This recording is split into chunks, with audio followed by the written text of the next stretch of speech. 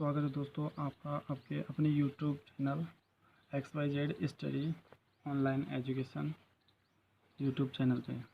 आज हम लोग डिस्कस करने वाले हैं NCERT की बुक 10th क्लास की चैप्टर नंबर 3 बहुपद। तो देखो आज हम बहुपद टॉपिक को सॉल्व करने वाले हैं और ये जो बहुपद है ये आपकी 10th क्लास के साथ साथ आपकी कई कंपटीशन की एग्ज़ाम जैसे स्पेशल रूप से रीट, पटवार और आपकी जो LDC की एग्ज़ाम है उसके लिए बहुत महत्वपूर्ण टॉपिक है। और तो ये जो आपका पॉलिनोमियल्स टॉपिक है वो आपकी क्लास 10 जो आपकी NCERT की बुक है उसके लिए महत्वपूर्ण होने के साथ साथ ये आपकी कंपटीशन एग्ज़ाम्स रीट, पटवार और LDC के लिए भी महत्वपूर्ण है। तो आइए आज हम इस टॉपिक को स्टार्ट करेंगे और समझेंगे कि इस टॉपिक के अंदर ऐसा है क्या। तो देखो आपके पास बहुपद, आपकी प्रश्नावली का जिस प्रकार से नाम है बहुपद। तो बहुपद होता क्या है?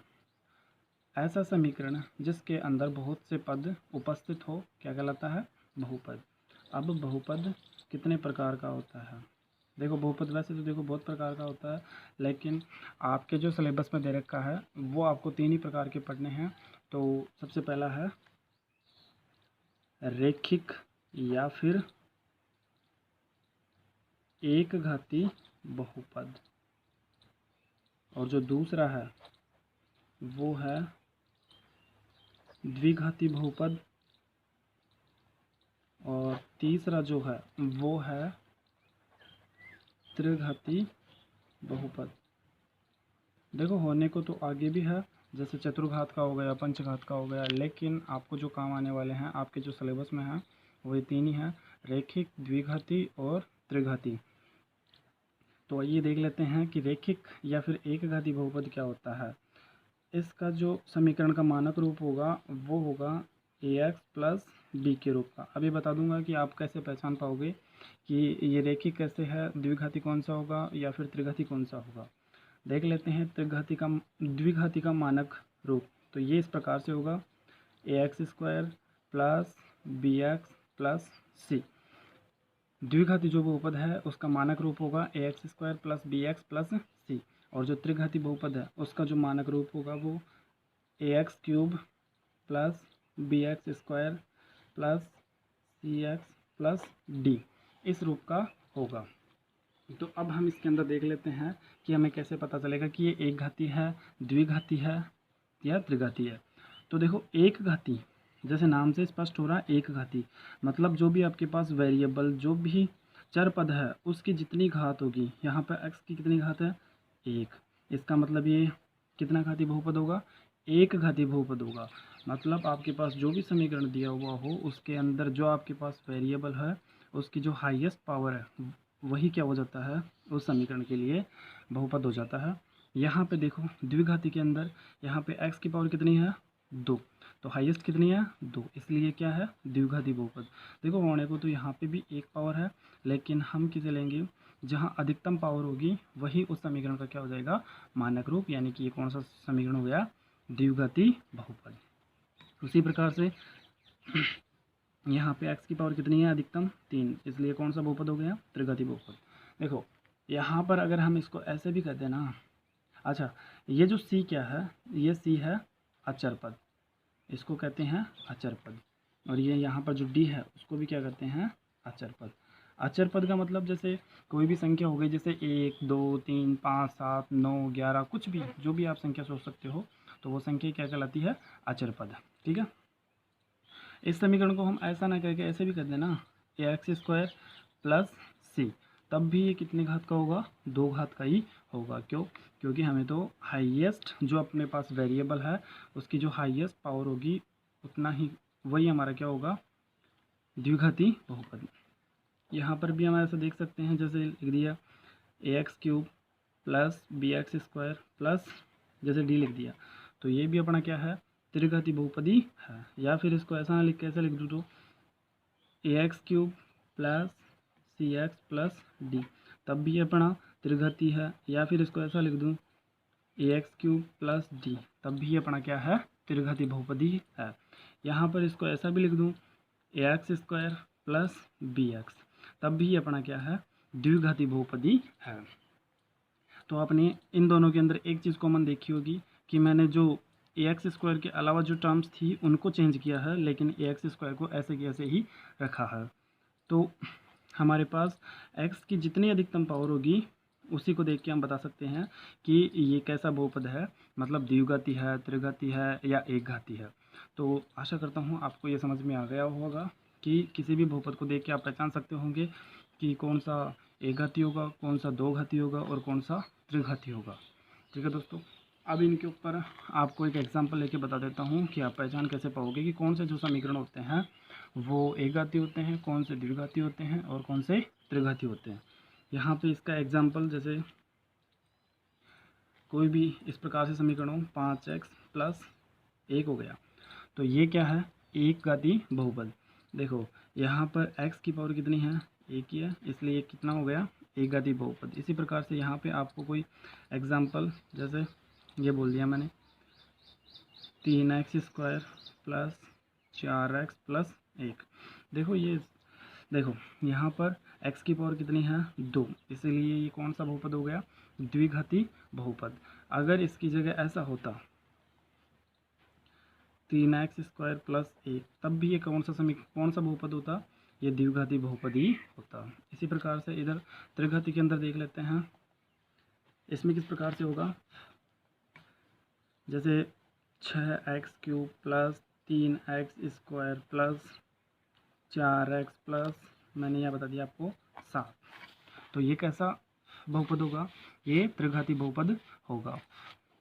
अगर इसकी जगह मैं ऐसा कह दूँ 6x³ प्लस 7, तब भी ये कैसा बहुपद होगा, त्रिघाती बहुपद। क्यों, क्योंकि हमारे पास जो वेरिएबल्स है उसकी जो अधिकतम पावर होगी उसी को देख के हम पता लगाएंगे कि ये जो बहुपद है वो एक घाती है, रेखिक है या फिर त्रिघाती है। तो ये कैसा बहुपद हो गया, त्रिघाती बहुपद। तो इस प्रकार से आप समझ सकते हैं कि रेखिक बहुपद क्या होता है, द्विघाती बहुपद क्या होता है और त्रिघाती बहुपद क्या होता है। ठीक है, इनके मैंने अलग अलग आपको एग्जाम्पल्स भी बता दिए हैं जिनको देख के आप लोग ये समझ जाओगे। ठीक है, अब आगे चलते हैं। देखो आगे बात करते हैं हम शून्यांक की। एक होता है शून्यक, क्या होता है, शून्यक। तो शून्यक कहते किसे हैं, सबसे पहले इसकी परिभाषा देख लो। देखो अभी आपको जो ये समीकरण बताए थे ये बहुपद है, लेकिन इसको हम फलन भी कहते हैं। क्या कहते हैं, फलन। और फलन को किससे डिनोट करते हैं, एफ एक्स से। किससे डिनोट करते हैं, एफ एक्स से। तो शून्य की परिभाषा देखना, एफ एक्स यानी कि कोई जो फलन है एफ एक्स का एक्स के जिस मान के लिए इसका मान शून्य होगा वे ही x के मान फलन एफ एक्स के लिए शून्यक कहलाएंगे। आई बात समझ में। देखो अभी आपको थोड़ा कन्फ्यूज़न हो रहा होगा, लेकिन आगे जैसे क्वेश्चन करेंगे ना इसके ऊपर तो आपको अच्छे से समझ में आ जाएगा। अभी आप इसको माइंडली तौर पर हल्का फुल्का याद रखो। इसके बाद जैसे मैं आपको एक क्वेश्चन लेके बता देता हूँ। सबसे पहले एक कंसेप्ट देख लेते हैं। कंसेप्ट नंबर 1, जो भी आपके पास, जैसे आपको कोई द्विघात समीकरण है और जो द्विघाती समीकरण है उसका मानक रूप क्या बताया था, ax² plus bx plus c, ये इसका मानक रूप बताया था। यहाँ पर देखो इस समीकरण के जो शून्यक निकल के आएंगे ना उनको हम किससे डिनोट करते हैं, एक तो अल्फा से और दूसरा बीटा से। जो भी आपके पास द्विघाती समीकरण होगा उसके कितने शून्यक निकल के आएंगे, आपके पास 2 शून्यक, एक को अल्फा मान लिया और दूसरे को बीटा मान लिया। तो इन अल्फ़ा और बीटा के लिए देखो कुछ कंडीशंस होती है, तो देख लेते हैं। कंडीशन नंबर 1, तो पहली क्या है, शून्यांकों का योग। शून्यांकों का योग यानी कि अल्फ़ा प्लस बीटा, इसके बराबर में एक सूत्र होता है और वो सूत्र क्या होता है, -b/a। इस सूत्र को ऐसा ना कहकर हम ऐसा भी कह सकते हैं क्या, कि माइनस, अब b जो है वो b है क्या, देखा जाए तो ये x का गुणांक ही तो है, तो यहाँ पे हम क्या लिख सकते हैं, b की जगह हम क्या लिख सकते हैं, x का गुणांक बटा a क्या है, a अपना जो है वो एक्स स्क्वायर का गुणांक है, तो यहाँ पे क्या लिख सकते हैं की जगह एक्स स्क्वायर का गुणांक। ठीक है, तो शून्यांकों का योग जो है उसके लिए हम क्या कह सकते हैं, अल्फा प्लस बीटा बराबर माइनस बी बटा ए, या फिर माइनस कोष्टक एक्स का गुणांक बटा एक्स स्क्वायर का गुणांक। आ रही है बात समझ में। इसके बाद जो सेकंड कंडीशन है वो क्या है, वो है शून्यांकों के गुणन के लिए। तो ये क्या होता है, अल्फा डॉट बीटा, इसके लिए सूत्र क्या होता है, सी अपॉन ए। देखो इसके लिए भी हम ऐसा कह सकते हैं कि जो सी है उसको अभी आपको क्या बताया था मैंने, अचर पद बटा ए क्या है आपके पास, एक्स स्क्वायर का गुणांक। ठीक है दोस्तों, तो ये जो आपको दो सूत्र बताए हैं कौन कौन से, एक तो शून्यांकों का योग अल्फा प्लस बीटा बराबर माइनस बी बटा ए, और दूसरा जो सूत्र है शून्यांकों का गुणन यानी कि अल्फा डॉट बीटा बराबर सी बटा ए। ये जो अभी आपके क्वेश्चन में काम आएंगे, क्योंकि आपका जो क्वेश्चन होगा ना, जो 3.1 जो आपकी एक्सरसाइज है उसके अंदर क्वेश्चन इस प्रकार से मिलेगा कि आपको कोई द्विघात समीकरण दिया हुआ होगा और उसके अंदर बोलेगा कि इस द्विघात समीकरण के शून्यांक ज्ञात कीजिए तथा सत्यता की जांच कीजिए। अब अपना एग्जाम्पल जो है वो कुछ इस प्रकार से है कि आपको कोई द्विघात समीकरण x square plus 5x plus 6 दिया हुआ है, और इस द्विघात बहुपद के लिए हमें शून्यांक ज्ञात करने हैं और इनके शून्यांकों के बीच सत्यता की जांच करनी है। ठीक है, तो अब हम सबसे पहले इसके शून्यांक ज्ञात करेंगे। तो शून्यांक ज्ञात करने के लिए जो है ना अपने पास तीन विधियां हैं। सबसे पहली विधि है गुणनखंड विधि, दूसरी है श्रीधराचार्य विधि, और अपने पास तीसरी विधि है पूर्ण वर्ग बनाने की विधि। तो अपने पास तीन विधियां हैं जिनकी सहायता से हम जो द्विघात समीकरण दिया हुआ है उसके शून्यांक हम लोग ज्ञात कर सकते हैं। तो 3.1 में जो है हम सबसे पहले गुणनखंड विधि द्वारा देखेंगे। तो जो आपको क्वेश्चन दे रखा है द्विघात समीकरण x square plus 5x plus 6, इसका हम गुणनखंड विधि द्वारा स्क्वायर प्लस 5x प्लस 6 इस प्रकार से दिया हुआ है। तो देख गुणनखंड विधि जो है वो इस प्रकार से काम करती है कि गुणनखंड विधि के अंदर आपको थोड़ा सा अपना दिमाग लगाना पड़ेगा और इसके फैक्टर जोड़ने होते हैं, और फैक्टर जो है वो बीच वाली संख्या ही करने होते हैं। और इसके जो फैक्टर हैं वो कुछ इस प्रकार से करने होते हैं कि कोई भी दो संख्याओं के ऐसे जोड़े ढूंढो, मतलब कोई भी दो संख्याएं ऐसी ढूंढो कि उनको जोड़ने या फिर घटाने पर तो आनी चाहिए प्लस के 5 और गुणा करने पर आने चाहिए प्लस के कितने हैं 6। तो गुणा करने पर तो कितने आने चाहिए प्लस के 6, और जोड़ने या फिर घटाने पर कितने आने चाहिए प्लस के 5। तो ऐसी कोई दो संख्याएं हमें सोचनी है। तो वो दो संख्याएं देखो, इसके अंदर आप 4-5 क्वेश्चनों की प्रैक्टिस कर लोगे तो अपने आप इसके फैक्टर करना सीख जाओगे। तो अभी मैं बता रहा हूँ ऐसी संख्याएं जैसे 2 और 3 ले लिया। ठीक है, अब इसके अंदर तो देखो हमें कोई ज़्यादा समस्या नहीं होगी कि ये भी प्लस में ही है और ये भी प्लस में ही है। तो हमें इनमें इसमें से ये नहीं देखना कि कौन सा प्लस में रखना है कौन सा माइनस में रखना है। ठीक है, तो दोनों इसके अंदर प्लस में ही रखने हैं। तो प्लस के 2 रखेंगे, प्लस के 3 रखेंगे। क्यों? क्योंकि प्लस 2 और प्लस 3 कितने हो गए 5, और 2 को 3 से गुणा किया तो प्लस के 6। ठीक है, तो इस प्रकार से हम इसके गुणनखंड करेंगे। और अब जो गुणनखंड किए हैं उनको यहाँ पुट करेंगे।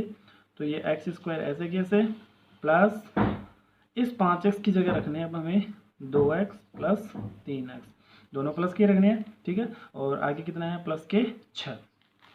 तो अब इन दोनों में से और इन दोनों में से कॉमन लेना है। ठीक है, इन दोनों में से क्या कॉमन आ रहा है अपने पास x कॉमन आ गया, तो इधर कितना बचा x, और यहाँ पे कितना बचा 2, प्लस इन दोनों में से क्या कॉमन आ रहा है, देखो 3 का भाग 3x में भी जाएगा और 6 में भी जाएगा, इसलिए दोनों में से क्या कॉमन आ गया 3। यहाँ तो क्या बचा x, और यहाँ पे कितना बचा 2। फिर देखो अपने पास एक नई टर्म बन गई, इसके अंदर से क्या कॉमन आ रहा है अपने पास x प्लस 2 जो है वो दोनों तरफ है कि नहीं है, यहाँ पर भी है और यहाँ पर भी है, तो दोनों में से कॉमन आ जाएगा। यहाँ से तो क्या बचेगा x और यहाँ से प्लस के 3। तो अपने पास लास्ट में जाके ये जो गुणनखंड है वो इस प्रकार से आ चुके हैं। यहाँ से हमारे पास दो कंडीशन बनती है, एक तो x प्लस 2 और दूसरी बनती है x प्लस 3। अब हमें शून्यांक निकालने के लिए x प्लस 2 बराबर 0 करना होगा और x प्लस 3 बराबर 0 करना होगा। ठीक है, तो x प्लस 2 बराबर 0 और x प्लस 3 बराबर 0। तो बराबर के इस तरफ कोई भी संख्या यदि प्लस में है तो बराबर के उस तरफ जाके वो संख्या किस में जाएगी, माइनस में। और इधर भी बराबर के इस तरफ जो 3 है वो प्लस में है तो बराबर के उस तरफ जाके किस में जाएगा, माइनस का 3। तो अपने पास जो दो शून्यांक है वो प्राप्त हो गए, एक तो x बराबर -2 और एक x बराबर -3। तो ये हमने शून्यांक ज्ञात कर लिए कौन सी विधि से, गुणनखंड विधि से। और अब हम इसकी सत्यता की जांच करेंगे। तो सत्यता की जांच के लिए देखो,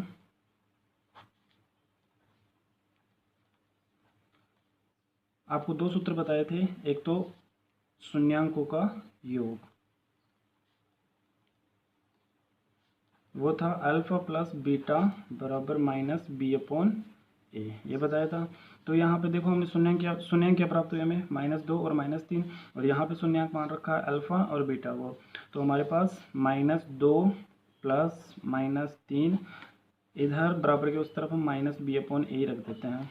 ठीक है, तो -2 और ये प्लस माइनस क्या हो जाएगा, माइनस बराबर -3 बराबर माइनस बी अपॉन ए। माइनस के 2 और माइनस के 3 कितने हो गए, -5। और इधर देखो b का मान कितना होगा, b का मान देखो यहाँ पे हमारे पास जो द्विघात समीकरण था, b कौन होता है, x का गुणांक, तो x का गुणांक कितना है 5, तो b की जगह क्या रखेंगे 5, और a की जगह क्या रखेंगे, x² का गुणांक कितना है 1। तो -5 बराबर -5 में 1 का भाग है तो कितना रहेगा, -5। इसका मतलब शून्यांकों के योग के लिए तो जो अपन लोगों ने शून्यांक निकाले हैं वो सत्य है। अब देख लेते हैं शून्यांकों के गुणन के लिए, शून्यांकों का गुणन, इसके लिए क्या फॉर्मूला बताया था, अल्फा डॉट बीटा बराबर सी अपॉन ए। ठीक है, तो अल्फा मतलब दो शून्यांक हमारे पास आए थे, तो एक शून्यांक का मान -2 और दूसरे का -3 बराबर सी अपॉन ए। तो -2 देखो गुणा में माइनस माइनस क्या हो गया प्लस, और 2 दिया 6, तो 6 बराबर सी का मान। अब जो सी है वो क्या होता है अपने पास अचर पद, और अचर पद कितना था 6, तो सी की जगह 6 रखो। और ए क्या था, ए था अपना x² का गुणांक, तो x² कितना था, x² के गुणांक के अंदर कितना था 1, तो ए का मान कितना आ गया 1। तो 6 बराबर 6 में 1 का भाग दिया तो 6, इसका मतलब इसके लिए भी अपना जो शून्यांकों के गुणन के लिए भी अपने जो शून्यांक आए थे वो एकदम सत्य है। तो इस प्रकार से आपका क्वेश्चन कंप्लीट होता है। आपको कोई भी एक द्विघात समीकरण दिया हुआ होगा और उसके शून्यांक ज्ञात करवाएगा और शून्यांकों की भी सत्यता की जांच करवाएगा। तो ये प्रोसेस जो हम लोगों ने कंप्लीट कर ली है, तो एक बार नहीं समझ में आए तो दोबारा देख लेना, समझ में आ जाएगा। अगर वीडियो अच्छा लगे तो लाइक करना और मेरे चैनल को सब्सक्राइब करना और अपने दोस्तों को भी इस वीडियो को शेयर करना ताकि उनको भी हेल्प हो सके। Thank you.